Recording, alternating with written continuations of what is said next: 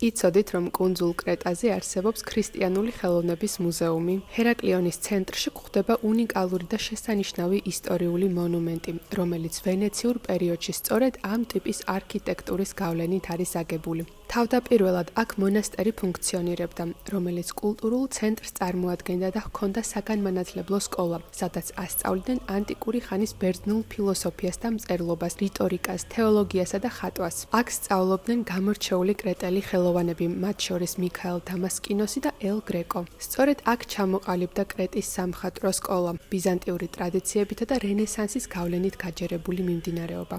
ამ მონასტრიდან მხოლოდ ტაძარი შემორჩა, რომელიც თურქებმა 1669 წლიდან 1922 წლამდე მეჩეთად გადააკეთეს. 1967 წლიდან კი ის ფუნქციონირებს როგორც ქრისტიანული ხელოვნების მუზეუმი, სადაც ექსპოზიციაზე წარმოდგენილია ხატები, ლიტურგიული დანიშნულების საგნები, სამღვდელო შესამოსელი და ასე შემდეგ. მე-14 საუკუნიდან მე-19 საუკუნის ჩათვლით. აქ წარმოდგენილი ხელოვნების ნიმუშები საშუალებას გაძლევთ დააკვირდეთ თუ როგორ ვითარდებოდა კუნძულზე ქრისტიანული ხელოვნება, გვიანი ბიზანტიური პერიოდიდან მოყოლებული აღმოსავლური ბერძნულ-მართლმადიდებლური და დასავლური გავლენებით. მუზეუმში დიდ ყურადღებას იქცევს ცნობილი მხატვრის მიქაელ დამასკინოსის მიერ დაწერილი ხატები. მიქაელ დამასკინოსი იყო წამყვანი პოსტბიზანტიური სტილის კრეტელი მხატვარი. დამასკინოსმა ვენეციის მთელ იმპერიაში იმოგზაურა და მაინც ბერძნული სტილის ერთგული დარჩა. თუმცა შემოიტანა იტალიური მხატვრობის ელემენტებიც. მის შემოქმედებაში ვენეციური სკოლის ძლიერი გავლენა იგრძნობა. ყოფილ ხართ ამ მუზეუმში,